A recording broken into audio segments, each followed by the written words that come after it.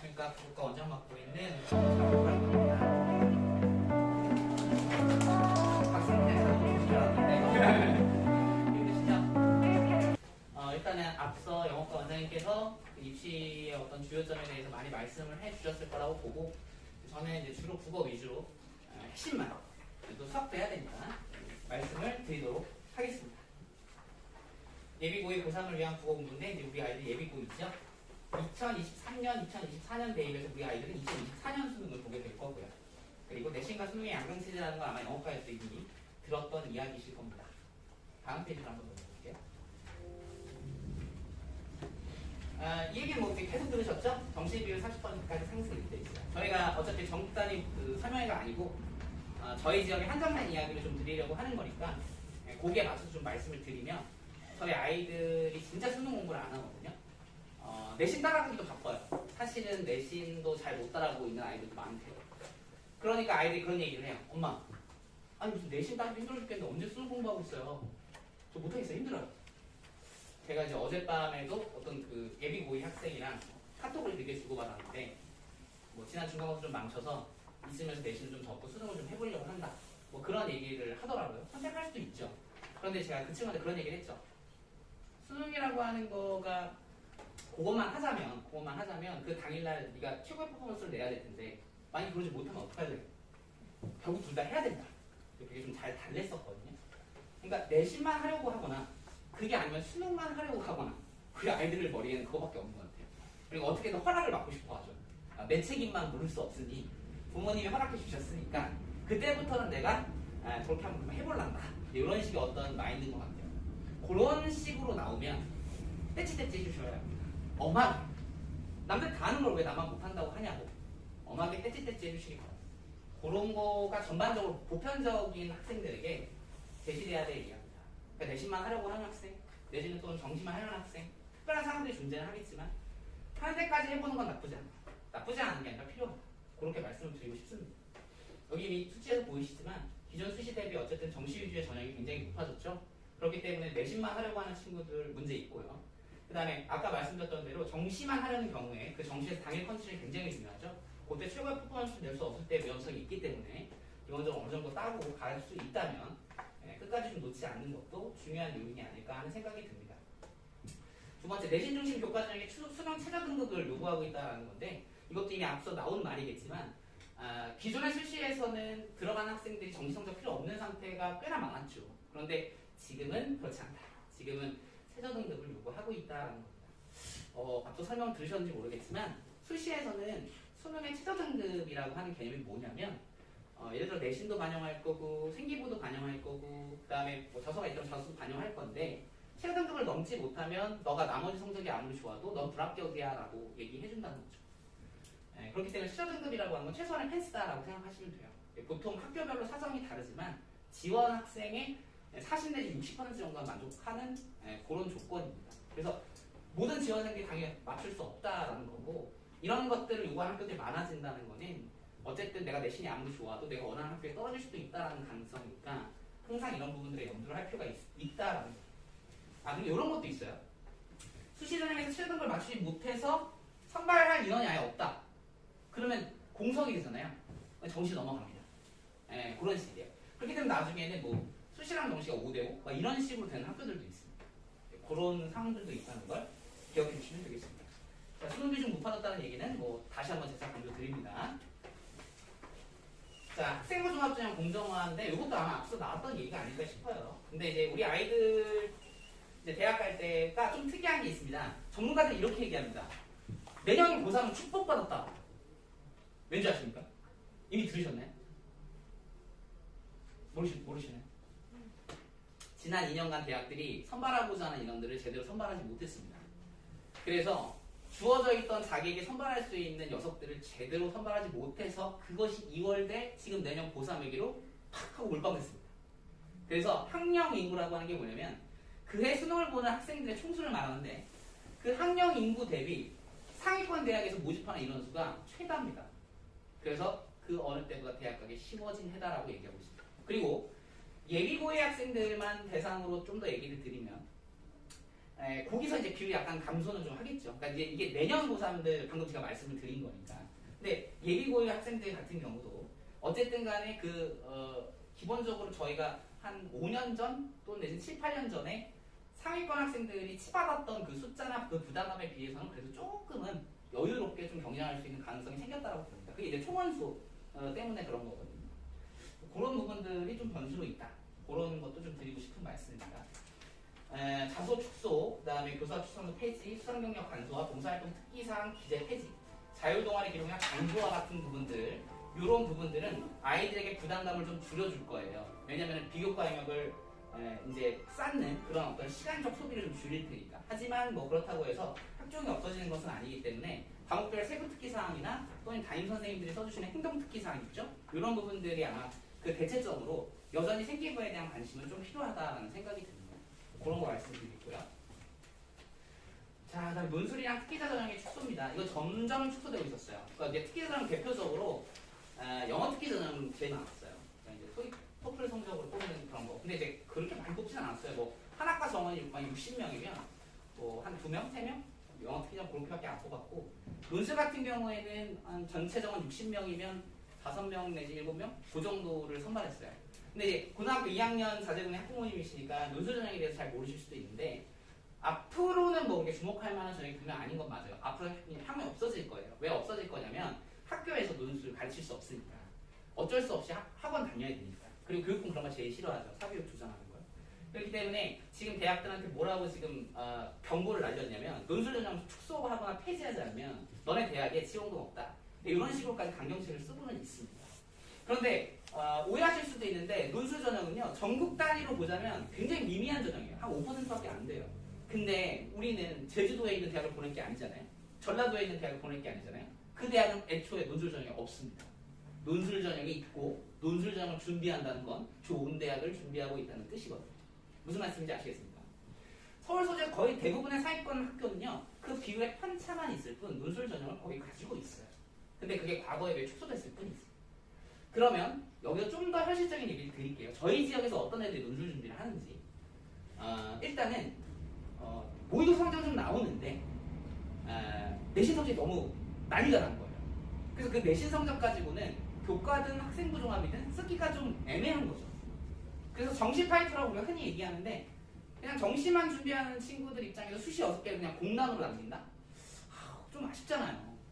그렇기 때문에 그런 친구들이 간혹가다 논술 전형을 통해서 나머지 수시 전형을 채우는 경우가 있습니다. 예.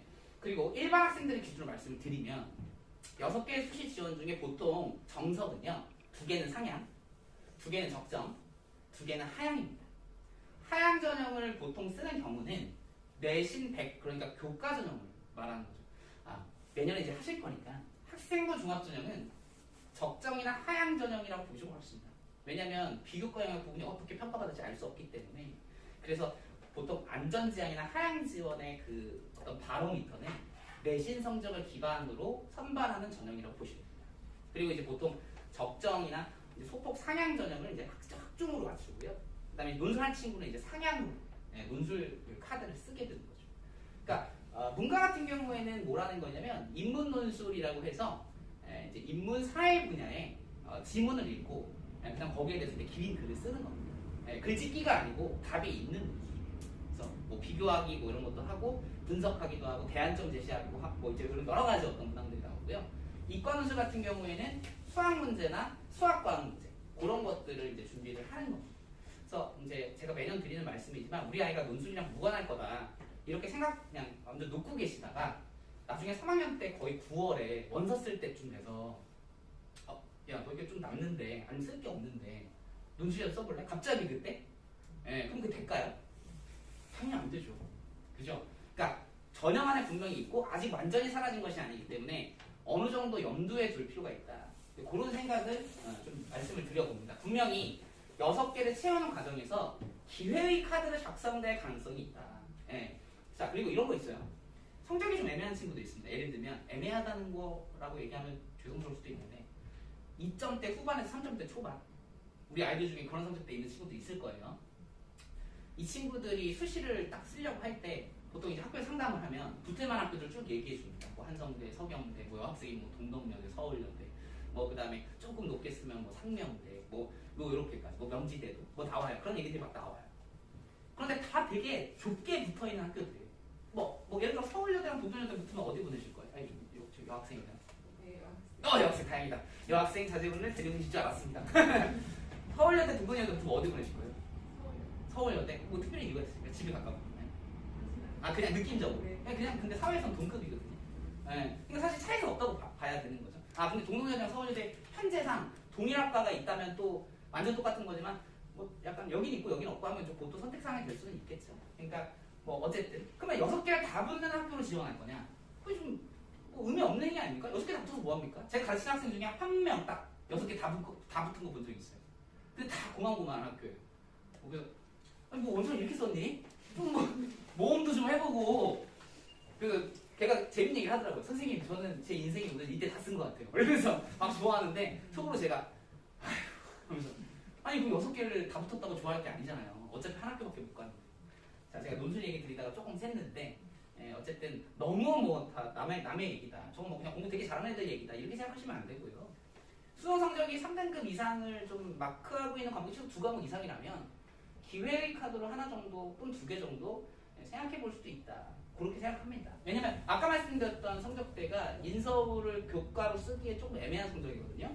그렇기 때문에 뭐 보통 뭐 가천대, 을지대 이 지역에서는 그런 학교까지 고려를 해요. 그 학교 나쁘다는 건 아니지만 일단 뭐 이렇게 또 이렇게 바로 돌아오는 이제 구정 명절 때 뭐 이제 너 어디 갔니? 막 그런데 아 뭐 가천대 갔습니다. 그러면 그래 그게 어디 있는 거니? 뭐 가천동에 있니? 막 이러면서 막 이제 막 우울한 대화들이 막 이루어져야 돼요. 근데 애는 막 피똥 싸서 갔는데 그러면 이제 애는 애들을 상처받고 부모들을 상처받고 막 이런단 말이죠. 그럴 때 이제 어쨌든 아까 말씀드렸던 것처럼 논술전형이 있다는 거는 어쨌든 인지도가 있는 학교란 뜻이니까 그런 학교에 준비를 하고 기회를 넣어볼 수 있다라는 거 그런 거 좀 말씀을 드려봅니다. 제가 국어 선생님이랑 논술 얘기가 좀 길어졌습니다. 예. 그 다음에 이제 요것도 어느 정도는 알고 계시죠? 학생부 교과 전형이라고 하는 거는 기본적으로 내신 몇 퍼센트 전형에 준하는 명칭이고 뭐 최근에 있다 없다 뭐 고차이 좀 있는데 어쨌든 가장 변수가 없는 전형입니다. 변수가 없다는 건 무슨 소리냐면 작년, 재작년 데이터를 통해서 충분히 합격 당락을 예측해 볼 수 있는 전형입니다. 학생부 종합전형이랑 좀 다르죠. 학생부 종합전형 같은 경우도 요즘엔 내신 반영이 거의 대부분이기 때문에 내신 반영이 대부분이라는 게 무슨 소리냐면 학생부 종합전형에서 예를 들어서 내신 40% 반영한다고 쳐도요. 나머지가 예를 들어 생기부 그다음 뭐 면접 이런 게 있다고 치면 생기부랑 뭐 면접에서 큰 차이가 나지 않는 추세예요. 그러니까 결론적으로는 거의 내신 2부 전형 뭐 이렇게 봐도 된다는 거죠. 약간 그런 느낌이라고 생각하시면 됩니다. 사실 학생부 교과전형이라고 말드렸지만 일반 자사고 특목고, 자사고 특목고 같은 경우 학생부 종합전형까지 포함하는 성적대라고 보시면 돼요.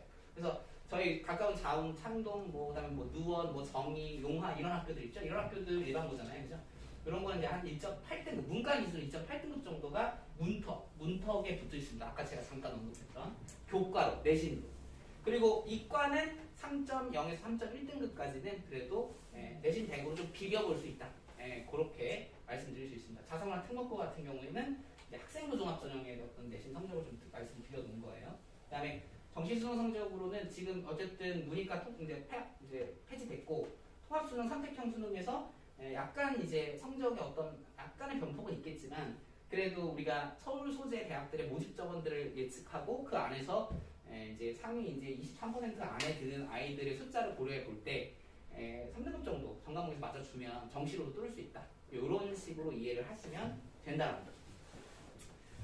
자, 이제부터는 국어 얘기를 좀 드릴까 합니다. 제가 국어 선생이니까.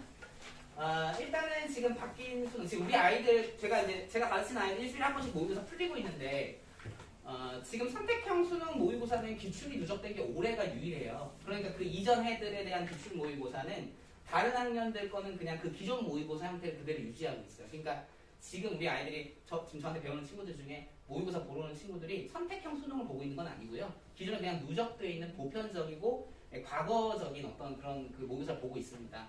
기존에도 어쨌든 올해까지도 2학년들은 선택형 수능이 아니라 그냥 이렇게 고정되어 있는 수능을 보고 있는 거고요. 그러니까 사실 3학년 올라갔을 때는 성적에 약간 변수가 좀 있을 수는 있죠. 왜냐면 1, 2학년 때 보던 모의고사 형태와 3학년 때 보던 모의고사 형태가 좀 달라졌기 때문이죠. 근데 올해 이제 수능을 기준으로 한번 얘기를 좀 드려볼게요. 공통문항은 일단 34문항이고 비문항이라고 불리는 독서랑 문항이라고 불리는 건 뭐 다들 아실 거고 그렇게 두 개 합쳐서 8개 지문이 출제가 됐습니다. 올해 수능에서는. 원래는 7개 지문이었거든요. 비문학 3개 지문에 문학 4개 지문이 나왔던 거였는데 독서 지문의 길이를 좀 줄이면서 개수를 하나 늘렸어요. 큰 의미는 없어요. 왜냐면 활자량은 거의 비슷해요. 예. 어쨌든 지문의 개수가 하나 늘었다 이제 이렇게 보시면 될 것 같고 작년 수능 또는 6월 모의고사와 유사한 난이도라고 대부분의 전문가들이 지상파에서 막 지상파 아니죠. 지상파에서 얘기하는 건 아니고 지상파 뉴스나 아니면은 뭐 이런 유명 유튜버들이 막 얘기를 하고 있어요. 뭐 작년이랑 비슷했어. 뭐 이거랑 비슷했어. 근데 우리 지역 아이들은 그렇게 안 느꼈을 거예요. 우리 지역 아이들. 혹시 뉴스 보셨어요? 1등급 몇 점인지? 국어 1등급. 국어 1등급이 지금 그 예측사마다 좀 다른데 83점에서 85점으로 잡히고 있거든요. 국어를 가르치는 입장에서 1등급 성적이 이게 전국에서 4% 안에 드는 애가 어쨌든 85점 맞았다는 거 아니에요. 어려운 시험이에요. 어려웠다는 거예요. 보통은 90점대 초반에서 1등급, 80점대 중후반에서 2등급, 80점대 초중반에서 또는 70대 후반까지 3등급 이런 거 나오거든요. 근데 이번에는 83, 75, 68.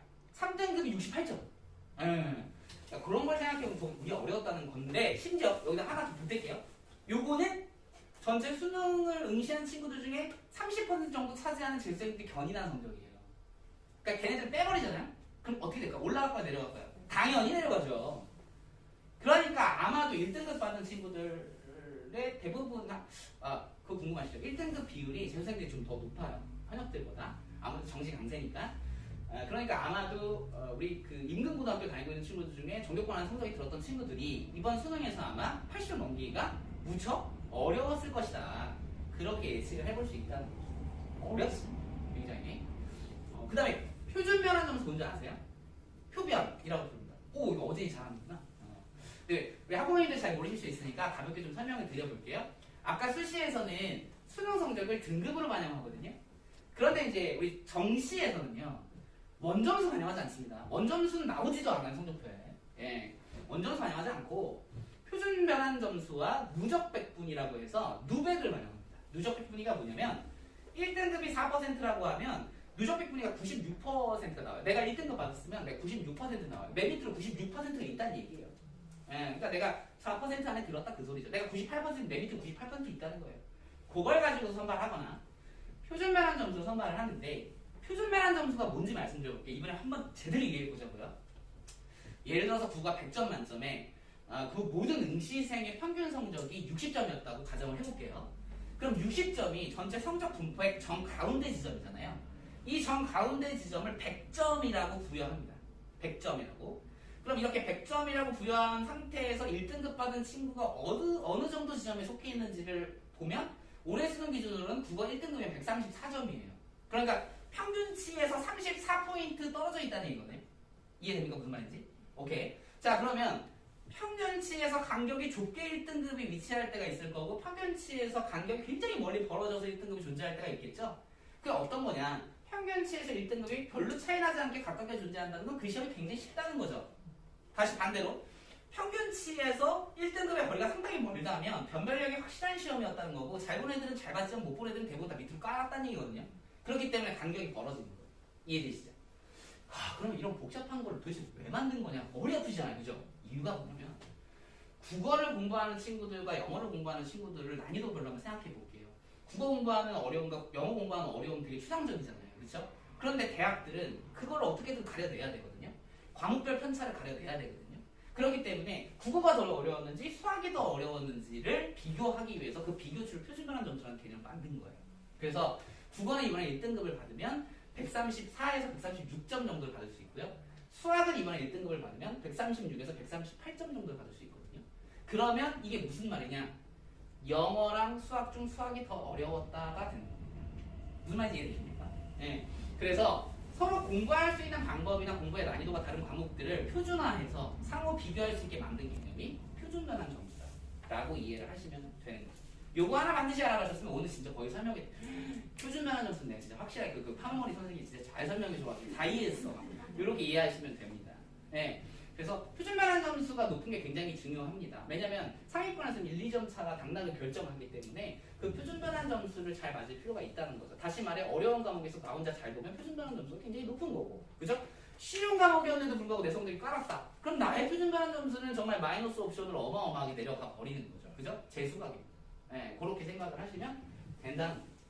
어쨌든 제가 강조하고 싶은 건 저희 지역 아이들은 분명히 80점도 넘기 힘들었을 거라는 거예요. 네, 그렇게 이해를 하시면 되겠습니다. 선택문항 연합문항인데 지금 학교별로요. 이렇습니다. 아이들에게 국어를 화자를 학습할지 언매를 학습할지 고르게 한 학교가 있고요. 그냥 일괄로 가르치는 학교들이 있어요. 이게 사실 고르게 하는 게 좀 더 낫지 않나 생각이 드는데 학교 정책에 따라 다른 거니까 뭐 제가 어떻게 할 수 있는 영역이 아닙니다. 예를 들어서 가까운 학교에는 지금 자운고를 예로 들어보면 자운고는 전 학생한테 언매를 다 가르칩니다. 언매를 다 가르쳐요. 3학년 때 화답을 배우고. 근데 이제 언매 안 할 친구들 입장에서 굉장히 부담되는 영역이거든요. 문법이 굉장히 어려운 영역이라서 뭐 그런 부분이 있습니다. 근데 어쨌든 내가 문법을 볼 친구라면 상관이 없겠지만 이 결론을 말씀드릴게요. 국어에서는 화작이라고 하는 선택 영역과 언매라고 하는 선택 영역인데 유불리가 확실합니다. 화작은 보시는 바와 같이 지문의 개수가 많고 언매는 지문의 개수는 적죠. 지문의 개수가 많다는 건 제한 시간에서 읽어야 될 내용이 많다는 뜻이 되는 거죠. 그럼 문제를 어렵게 낼까요? 쉽게 낼까요? 당연히 쉽게 냅니다. 반대로 지문의 길이가 하나밖에 없는 이 활자에 대한 부담이 없는 이 녀석은 문법이라고 하는 어려운 내용이 출제된다는 거죠. 그래서 상위권은 언매를 고릅니다. 성적을 끊어드리면 모의고사 기준 1, 2등급 모의고사 기준 1, 2등급 정도 받는 친구들은 언매를 고를 겁니다. 그게 더 좋아요. 왜냐하면 시간도 세이브할 수 있어요. 선택 과목 빨리 풀고 그리고 나서 공통문항에서 시간 더 쓸 수 있습니다. 왜? 읽을 내용이 적으니까. 게다가 문법은 외운 거, 알고 있는 거 안에서 문제를 푸는 거기 때문에 빨리 풀 수 있거든요. 알기만 하면. 수학이랑 비슷해요. 수학은 모르니까 안 되는 거지만 아는 문제를 빨리 풀 수 있잖아요. 마찬가지로 국어도 문법은 알기만 하면 빨리 풀 수 있어요. 시간은 그렇게 허비하는 영역이 아니에요. 그러니까 나머지 공통문항에서 정답이 높아질 가능성이 높죠. 네. 그리고 표준 변환 점수 더 높게 형성됩니다. 언매를 고르는 경우가. 네. 반대로 화작은 실수를 하면 안 됩니다. 한 문항이라도 놓치면 좀 리스크가 있다. 이렇게 이해를 하시면 된다는 거죠. 대신 읽을 양이 많죠. 빨리빨리 읽어야 돼요. 그런 부분이 좀 있어요. 근데 제가 이제 고3들 가르쳐 보면 뭐 화작 틀리면 뭐 똥멍충이야 뭐 이러면서 놀리긴 하는데 11문항 중에 2~3문항씩 꼬박꼬박 틀려와요. 3등급 정도 되는 친구들도 그렇게 다 맞지 못해요. 생각보다. 네, 아무래도 바쁘게 풀다 보니까 서둘러 풀다 보니까 정확도가 좀 떨어지는 것 같습니다. 그래서 뭐 화작이 제일 만만한 건 맞지만 무조건 다 맞는다? 그런 느낌도 아니거든요. 그죠? 네. 그렇게 좀 이해를 하시면 될 것 같고요. 자, 그 다음 비문학에서 좀 주목할 부분. 이번 수능 얘기 지금 드리고 있는 거예요. 올 수능 얘기를. 어머님들 다 아시죠? 비문학 어려운 거. 그죠? 네, 지금 그 어머님들이나 또는 전문직에 종사하시는 아버님들께 그 질문을 들이밀어도 이게 뭔 소리니? 이럴 가능성이 굉장히 높아요. 아까 우리 영어 해석해놓고 나니까 또 되게 어려웠잖아요. 근데 그건 더 얼마나 어렵게 내겠습니까? 이번 수능에 뭐가 나왔냐면 3개 독서 지문이 나왔는데 기축통화에 대한 거 하나 나왔고 영상 왜곡 처리 하나 나왔고 변증법 뭐 이런 거 나왔어요. 아니, 공부하는 학생들이니까 알겠지. 무슨 소리십니까? 어진이 기축통화 뭔지 알아요? 저 친구 되게 똑똑하신 거거든요. 예. 요즘 또 우리 어머니들 다 주식 투자하시고 또 뭐 해외 주식 투자하시는데 그래서 기축통화 정도 아실 텐데 사실 우리 고등학생들 기축통화 모를 경우가 되게 많죠. 저도 고등학교 때 기축통화 뭔지 몰랐어요. 예. 기축통화 질문이 나왔습니다. 경제 질문 요즘 빠지지 않고 나오고 있어요. 특히 여학생들 경제 진짜 싫어합니다. 예. 선생님 이거 진짜 하나도 무슨 말인지 모르겠어요. 그래서 제가 옆에서 다 읽어주잖아요. 천천히 되게 잘해. 제가 설명 얼마나 잘하겠어요. 다 설명해줘도 그래도 모르겠어요. 또 경제 질문이 근데 수능에서 계속 나옵니다. 매해 나오고 있습니다. 거의 고정화되고 있어요. 영상 영처리 이건 뭐냐면요. 어머니 그 후진기 얹을 때 그 후방 카메라 그 앞에 전면에 표시되잖아요. 그게 그냥 보이는 대로 그대로 나오는 게 아니고 주변 왜곡되어 있는 영상을 조금 처리해가지고 표준화해가지고 우리가 보기 좋게 그렇게 이제 영상이 출력되는 거래요. 이 지문에서 그렇게 나오더라고요. 그 내용이었고 올해 가장 어려웠던 건 변증법 지문으로 밝혀졌어요. 해결의 변증법 지문으로 지금 밝혀졌는데 철학이죠. 아이고야 철학은 뭐 한 서너 줄을 읽으면 이게 뭔 소리야? 어떻게 하면 못 알아듣게 글을 쓸까? 약간 그런 고민을 하면서 글을 쓰는 것처럼 굉장히 어렵게 출제가 됐습니다. 많은 학생들이 여기 이거 킬러 지문으로 지금 주목을 하고 있습니다. 비문학 어떻게 해야 되냐고 많이들 질문하시거든요. 비문학은 끝이 없습니다. 비문학 끝이 없고요. 수능 전날까지 계속 풀어야 돼요. 제한 시간 내에 꾸준히 매일 정해진 만큼. 뭐 어느 날 필 받아가지고 하루에 막 2시간씩 막 비문학 공부한다면 엄마 나 오늘 비문학 2시간 공부했어요. 막 이렇게 하는 친구들도 있을 거고 어떤 친구는 하나도 안 하다가 모의고사 전날 정도에 한번 몇 개 풀어본 친구도 있을 겁니다. 결과와 무관하게 저는 이렇게 공부하는 친구들은 수능을 잘 볼 수 없다고 생각합니다. 그렇다고 지금 할까 하는 친구들한테 책 많이 읽으라고 막 5권씩 사주실 겁니까? 안 읽어요. 뭐 읽는다고 뭐 비문학 능력이 상승할지도 모르겠고요. 그냥 문제를 풀어야 돼요. 매일 꾸준히 정해집니다. 제가 고3 올라온 학생들한테 매일 2개씩 풀려요. 매일 2개씩 풀리고 그리고 그 수능 보기 전까지 그 1년 동안 시중에 나와 있는 요딴만한 교재를 4번을 풀려요. 그냥 매일 계속 풀리고 매일 치밀하게 계속 검사합니다. 그래도 잘 나올까 말까거든요. 그러니까 계속 지속적이어야 한다는 걸 잊지 마세요. 약간 다이어트랑 비슷해요. 예, 다이어트를 뭐 하다 말면 어떻게 되는지 다 아시죠? 예, 지상 빠지잖아요 다이어트가. 예, 10kg 뺀 다음에 그 다음 다시 뭐 먹으면 끝나는 거잖아요. 그죠? 예, 그렇기 때문에 비문학도 그렇다고 생각하시면 돼요. 알겠죠? 근데 상대적으로 뭐 문학영역 같은 경우에는 약간 뭐 그래도 뭐 고전문학 주요작품 정리하는 기간이면 한 2달? 뭐 현대시 뭐 주요작품 뭐 정리하는 기간이 2달? 이렇게 약간 표준화되어 있는 게 있어요. 근데 비문학은 절대 그런 게 없다. 라는 겁니다. 그렇게 이해를 하시면 될 것 같고 경제 지문의 기축통화 지문이랑 철학 지문의 변증법 지문은 EBS 연계 지문이었습니다. EBS 연계 지문. 어차피 내일 2학년 올라가는 친구들이긴 하지만 이 친구들이 3학년 올라가면 학교에서 교과서 안 씁니다. 학교에서 교과서 안 쓰고 나눠는 주는데 안 써요. 그리고 연계 교재인 수능 특강 교재랑 그 다음에 수능 완성 교재로 시험을 치릅니다. 그나마 수능 완성 교재에 반영하는 학교들은 좀 수준 높은 학교고 대부분 이 인근 지역 그냥 수특 일부 범위를 시험 범위를 쓰거든요. 제가 이제 상담을 하다 보면 어디서 이제 뉴스를 듣고 그런 말씀을 하셔요. 저희 EBS 되게 열심히 수업 가르칩니다. 이렇게 얘기하면 선생님 저기 연계를 떨었었잖아요. 이렇게 말씀하시고 조금 더 하시면 이제 간접 연계가 바뀌었다면서요. 이렇게 하셔요. 그래서 제가 어머니한테 이렇게 한 번 딱 물어보면 어머니 갑자기 이제 벙어리가 됩니다. 어머니 그럼 시중에 그 어떤 교재가 50%가 반영되죠? 시중에 50% 반영된 교재 없습니다. 예. 기출이랑 EBS가 수능을 준비하고 정시를 준비하는 큰 기둥이에요. 예. 근데 이 지역 현실을 말씀드릴까요? 아까 원생님도 말씀하셨는지 모르겠는데 학교에서 전범위 안 가르쳐요. 학교에서 1학기까지가 사정기간이잖아요. 2학기 때는 애들 수업해도 듣지도 않고 선생님도 수업 안 해요. 그러니까 수능을 봐야 될 친구들인데 학교에서 수능 특강을 안 끝내줘요. 절반만 끝납니다. 절반만. 물론 학원에서 다 가르치는데 심지어 아까 말씀드렸죠. 수능 완성이라는 연계교재도 있는데 이거는 아예 안 사는 친구들도 있어요. 근데 잘 생각해 보세요. 우리가 볼 시험에서 50%가 간접 연계되는 교재라잖아요. 그럼 굉장히 중요한 교과서 아닙니까? 근데 그걸 우리가 아예 안 사고 안 푼다고 생각해 보세요. 에이 우리 애는 안 그러겠지. 천만의 말씀 만만의 꿈떡이라는 거죠. 그래서 나중에 상황이 됐을 때 연계교재를 먼저 빨리 다 사주셔야 돼요. 네, 그 다음에 풀었는지 안 풀었는지 좀 확인하셔야 되고 학교에서 나가는 진도와 별개로 분명히 필요한 영역입니다. 근데 이 지역 친구들 대부분이 절반만 풀고 수능을 보는 거죠. 그러니까 어떻게 잘 봅니까? 잘 볼 수가 없죠. 그런 게 좀 있다는 거죠. 자, 문학은 지금 제가 많은 글씨를 써놨는데 일단은 연계적으로 봤을 때는 현대시 2편 연계됐고 고전소설 1편 연계됐어요. 문학 지문이 총 4개였기 때문에 이 정도면은 나쁘지 않은 연계라고 봅니다. 그러니까 수능 특강 열심히 봤다면 여기서 시간 세이브가 상당히 됐을 거라고 보여요. 결론부터 말씀을 드리면 고3 말미가 됐는데 엄마 문학이 어려워요 이러면 속으로 그렇게 생각하시면 됩니다. 내 새끼가 공부를 안 했구나. 네. 내 새끼가 열심히 공부를 안 해서 지금 이렇게 얘기를 하는구나. 마지막에 문학이 어려울 수가 없습니다. 그간 다 배웠잖아요. 3학년 교과과정을 다 채우고 EBS 비를 다 배웠잖아요. 근데 문학이 어렵다? 그럼 그냥 공부를 열심히 안 하는 거예요. 네. 문학은 걱정하지 마세요. 4학년 말미가 되면 문학이 어렵다고 얘기하는 친구는 좀 드물 겁니다. 그리고 가장 EBS 교재에서 그 효과가 커지는 것도 요 영역입니다. 그래서 그거를 좀 알고 계시면 좋을 것 같습니다. 네, 그렇고요.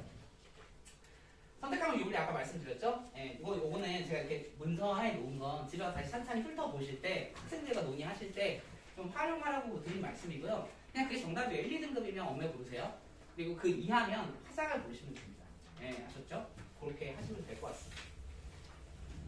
자, 이제 거의 제 설명이 거의 끝났거든요. 지금 어떠셨는지 모르겠어요. 제가 이런 질문 한번 드려보고 싶어요. 그 고등학교 1학년에 올라가던 작년이 기억나시나요?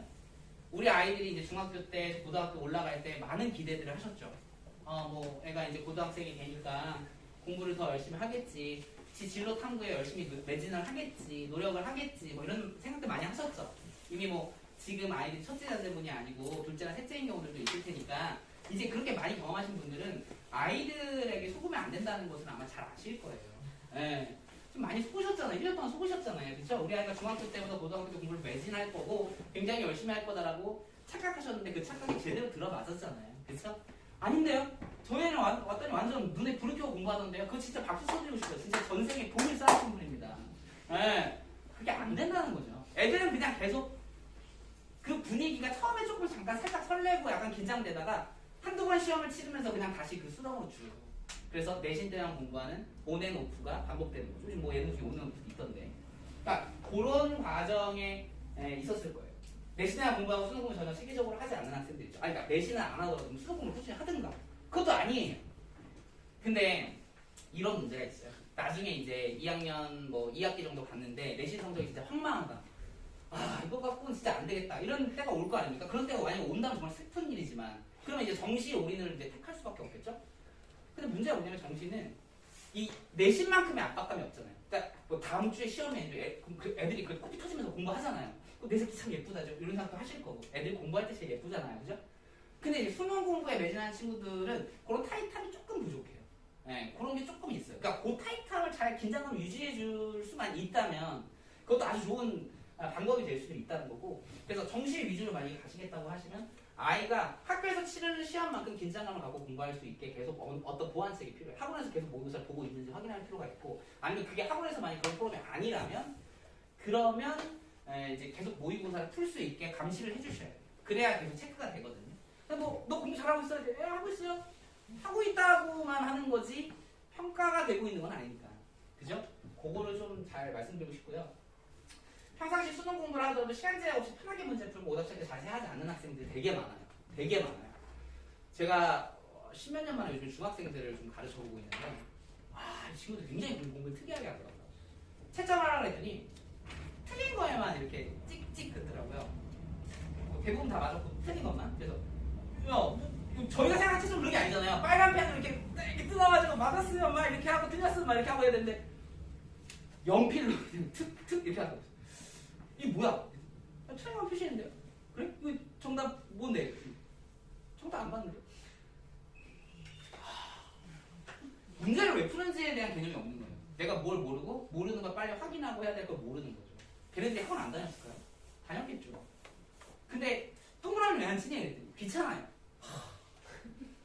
뭐 이렇게 귀찮은 게 많은지 모르겠어요. 근데 고등학생들도 많이 그래요. 고등학생들도 맞은 건 체크 안 하고 틀린 것만 하고 어떤 학생은요 틀리는 게 많잖아요. 맞는 것만 체크해요. 그 안에서 스트레스 받고 싶지 않다는 건 알겠는데 공부는 스트레스예요. 스트레스를 받아야 뭘 할 거 아닙니까? 그럼 동기부여 없이 자꾸 편한 것만 하라 그래. 우리 애들 대부분 그래요. 그러면 안 되거든요. 한 가지 더. 국어 교재, 국어 학원까지는 안 보내시더라도 보내셨으면 좋겠는데 국어 학원까지는 안 보내시더라도 교재는 해주실 거 아니에요. 제발 타이머 놓고 문제 풀라고 좀 하세요. 시간 내에 문제를 푸는 친구들이 별로 없단 말이죠. 예. 아니 5분 동안 풀어서 맞출 문제를 10분 동안 푼 다음에 다 맞으면 그게 무슨 의미가 있어요? 없잖아요. 아무리. 그럼 공부가 아니에요. 국어 기술은 제한 시간 내에 빠르게 접근해서 어디부터 보고 빨리 보고 정확하게 보고 이걸 연마하는 과정인데 그냥 문제를 풀고서 다 맞았으면 왔어 다 맞았다 이거 끝. 이렇게 돼버리면 안 된다. 제발 타이머 안에서 공부하시게 하시고 대입의 수시와 정시에 대한 개념이 별로 없고 선생님이 어떻게 해주겠지라고 오판하는 학생이 있어요. 이거 되게 많아요. 이런 학생. 뭐 학교 좀 다니다 보면 뭐 대학 가 있겠지. 왜냐면 중학교 다니다가 보니까 고등학교 왔잖아요. 그냥 고등학교를 다니다 보니까 대학에 가 있겠지. 와, 왜 이렇게 생각하는 친구들이 많이 보고 있어요. 특히 남학생들. 굉장히 안일한 태도와 스탠스로. 근데 그 친구들의 그 관심사가 또 되게 많잖아요. 축구 좋아하고, 야구 좋아하고, 뭐 게임 좋아하고, 뭐 또 무슨 뭐 구독하고 유튜브 방송 좀 그런 것만 시시각각으로 되게 디테일하게 체크하면서도 자기의 대입 관련해서는 별다른 고민이 없다는 거죠. 근데 거기다 부모님들까지 바쁘다? 그러면 요거는 이제 환상의 망태의 조합이에요. 망띠의 조합이에요. 안 된다는 거죠. 아이가 알고 있어요. 사실 아이들이랑 같이 오는 게 진짜 좋으신데 오늘 많이 듣고 가셨으니까 부모님들은 학생들이랑 계속해서 입시에 대한 얘기를 좀 나누시면 돼요. 수시 6개인지는 아는데 그 수시 6개 중에 전형이 세부적으로 뭔지 모르는 친구 진짜 많을 거예요. 예, 논술 전형이 있고 논술 엄마 거 나도 해야 돼? 뭐 이렇게 하는 애들 있을걸요? 그 선택인데 필수라고 생각하는 거죠. 그리고 내신 백지정 쓰면서 엄마 나 자소 써야 돼? 이런 거 물어볼 거라고요. 내신 백지정 자소를 안 쓰는데 무슨 말씀인지 이해됩니까? 아니 지네들의 직업이잖아 그게. 근데 모르고 있다니까. 그런 부분들에 대해서 그래서 부모님이 계속해서 체크를 하셔야 돼요. 아셨죠? 대입의 수시와 정시에 대한 개념이 별로 없다라는 거 요거 제가 강조드리고 싶고요. 마지막 페이지입니다. 제발 학생들에게 모든 걸 맡기고 좀 교감과 대화가 없는 학부모님이 되시지 않기를 바랍니다. 그 마음은 이해합니다. 그러니까 아이랑 대화를 시작하면 대화가 이제 무거운 공기 속에서 진입을 하고 서로 대화를 나누고 나면 뭔가 껄껄한 기분으로 식사를 하든 며칠을 보내야 된다는 거 잘 알고 있습니다. 그런데 그래서 그런 것 때문에 회피하시잖아요. 그럼 나중에는 걷잡을 수 없습니다. 부모님이 계속해서 그런 관심을 갖고 있다라는 표현을 계속 해주셔야 되고 아이도 계속 거기에 대해서 그래 맞아 내가 공부를 하는 게 맞지 맞아 해야 해 라고 하는 마인드를 계속 느끼셔야 돼요. 아이들이 왜 부모님한테 성적표를 보여드리지 않고 싶겠어요? 엄마 아빠한테 실망시키는 것도 싫고 혼나는 것도 싫으니까 그런 거겠죠? 혹시 아이들이 모의고사 성적표 잘 갖다 주나요? 어떻게 모의고사 성적표 잘 갖다 준다 한번 손 들어보실까요? 그러면 나머지는 다 안 갖다 주시는 거죠, 그렇죠? 모의고사 성적표라는 것이 있습니다. 모의고사를 보고 난 뒤로 한 달 뒤에 나옵니다. 전국 단위 퍼센트가 나오기 때문에 굉장히 중요한 지표고요. 그 다음 과목별 난이도에 따라 맞았고 틀렸고까지 다 나옵니다. A부터 E 난이도까지 해서. 그럼 근데 웃긴 거 있어요. A 난이도는 맞았는데 E 난이도는 틀렸어요. E 난이도가 그 난이도로 따지면은 이제 그 5분이라고 해서 20% 틀릴 가능성이 20%밖에 안 되는 문항이거든요. 0에서 20%. 근데 그거는 틀렸는데 A는 맞았다. 이게 뭘 말하는 거죠? 빙고! 찌는 거예요. 그러니까 이제 그런 걸 통해서 아이가 공부를 열심히 하고 있는지 아닌지 체크하실 수 있다는 거죠. 그리고 오늘 좀 어진이 아버님도 와 계신데 어진이 아버님 정말 훌륭하신 분이에요. 정말 관심이 많아지고 제가 이제 상담하면서 정말 인상을 많이 귀감이 됐는데 저희 이제 뭐 일반화할 수는 없지만 남편분들께서 좀 입시를 맡기신 경우가 많죠. 그리고서 이제 착한 아빠를 하시려고 해요. 특히 딸 가진 아버님들. 어머님이 막 치열하게 너 공부해라 막 하면서 막 여기서 막 애랑 신나게 1시간 싸우는데 아빠가 슥 지나면서 딸 하고 싶은 거 해. 이러면서 산통을 다 깨버리는 거죠. 진짜 그러면 안 됩니다. 애는 헷갈려요. 자, 이런 심리가 있어요. 아이는요, 자기가 듣고 싶은 말을 해주는 사람을 급격하게 좋아해요. 만약에 아빠가 그런 스탠스를 취하잖아요. 그러면 아이는 공부 안 하고 싶은 방향으로 마음을 정할 거예요. 또 이럴 수도 있어요. 부모님이 야, 너 수시만 해. 너 정시만 해. 이렇게 얘기하잖아요. 그러면 왔어. 허락 맡았다. 이러면서 공방 포기하게 될 가능성이 높아지면 아이가 손을 잡고 손가락을 적게 만들면 안 돼요. 계속 붙들고 갈 수 있게 해주는 게 굉장히 중요해요. 무슨 말씀인지 이해되시죠? 그런 것들이 중요하다라는 거예요. 그래서 일단은 부부간에 종합적인 의견이 일단 통일이 돼야 되고 아이한테 한 목소리를 내야 돼요. 그리고 제가 이거 설명할 때마다 하는 말인데 너 공부 못하면 기술 배우면 되지 이렇게 말씀하시는 분들 되게 많아요. 무슨 기술이에요? 무슨 기술? 무슨 기술 가르치실 건데요? 미용 시키실 거예요? 제빵 시키실 거예요? 커피 만들게 하실 거예요? 그걸 어떻게 먹고 살죠? 저희 미용은 먹고 살 수도 있어요. 저희 와이프 미용사인데 저 머리 보고 아셨죠? 네, 올해 이제 내년에 유행할 스타일입니다. 여기 남편분들 이제 한 번씩 이렇게 추천드립니다. 저 정도 잘 소화하실지 모르겠지만 어쨌든 그렇습니다. 그러니까 기술이라고 하는 그런 추상적인 영역으로 무모하게 인생을 밀어넣지 말라는 거예요. 기술을 해보셔서 아시잖아요. 기술이라고 하는 걸 배워가지고 내가 밥벌이 할 때까지 공력을 쌓고 내공을 쌓고 경력을 쌓고 하는 게 쉬운 일이 아니잖아요. 그죠? 아이들은 그런 환상이 젖어 있어요. 그런 얘기들 너무 많이 들었어요, 주변에서. 뭐 이런 얘기를 하잖아요. 뭐 공부하다가 뭐 시험 못 봐가지고, 서울에 있는 사는지 갔는데 취업이 안 됐다. 걔도 서울에 안에 나왔는데 취업 못 했다더라. 그래서, 야, 그런 거 보면 이제 뭐 대학을 그렇게 열심히 가야 되는지 모르겠어. 이렇게 생각하시는 학부모님도 계세요. 그게 아니잖아요. 혹시 잘못 생각하시면 그게 아니에요. 네. 어쨌든 순위 논리를 하는 거잖아요. 우리 아이가 높은 순위를 받는 게 나쁠 일은 없단 말이에요. 네. 그렇기 때문에 요구하려면 요구하면 이렇게 좀 편안하게 생각하지 않으셨으면 좋겠고 혹시나 착한 아빠를 하고 싶어 하시는 딸 아빠분이 계시면 오늘 경종을 울려주세요. 당신 그러면 안 돼. 그건 아이의 미래를 망치는 거예요. 아이가 손가락을 적게 만들지 마시고 그 손가락을 적는 것을 정당화해 주지 마세요. 끝까지 해보자고 계속해서 독려해 주셔야 돼요. 해보자. 이런 식으로. 저희도 회사에서 스트레스 받잖아요. 그죠? 어쩔 수 없는 거예요. 살면서 스트레스 어떻게 안 받고 살아요. 그죠? 행복하게 사는 게 좋다? 그건 너무 추상적인 얘기예요. 그죠? 돈 잘 버는 게 제가 생각하기엔 제일 행복한 것 같은데. 제가 너무 속물적인가요? 어쨌든 우리 아이가 안정적인 생활과 직업군을 갖는 게 굉장히 중요하다는 거죠. 그죠? 자, 내신 성적표랑 모의 성적표 매번 잘 확인해 주시고요. 마지막에 3학년이 되면 알아서 하겠지 자녀의 잠재력과 가능성 오판하는 학부가 되지 않았으면 좋겠습니다. 계속해서 러닝메이트가 되셔야 돼요. 그리고 학교를 너무 믿지 마세요.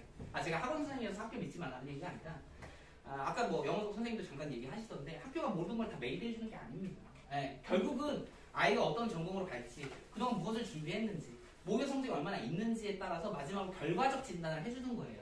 그죠? 의사가 우리를 건강하게 해주는 게 아니잖아요. 우리의 건강을 진단하는 거지. 그리고 문제가 생겼으면 치료하는 거고. 그죠? 예. 무슨 말씀인지 이해되시죠?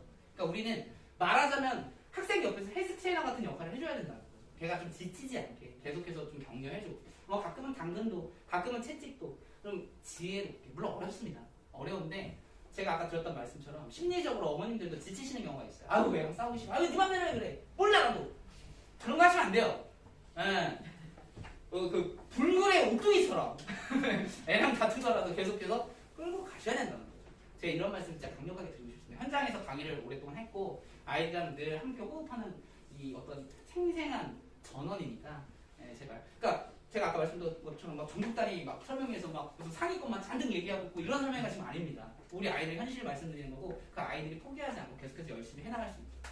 그리고 자기 주관이 뚜렷해서 한번 밀어주세요. 뭐 이러면 또 믿어줘도 되죠. 그죠? 대신 이제 믿어주면서도 확인은 하셔라. 자, 오늘 약속합니다. 모의고사 성적도 꼬박꼬박 확인하세요. 예. 그거 하나만 다 지켜도 아이가 긴장을 받습니다. 자, 제가 뭐 여러 가지 얘기 좀 드렸는데 더 하고 싶지만 또 제 얘기를 더 듣고 싶으시겠지만 저에게 허락된 시간이 이거밖에 없어가지고 제가 이만 물러가도록 하겠습니다. 마지막으로 이제 수학이 남았고요. 또 수학에 대한 고민 많으신 분들 계시죠? 그래서 수학에 대해서 또 양질의 정보를 들으시고 국어에 대해서 또 궁금하신 점이 있으면 제가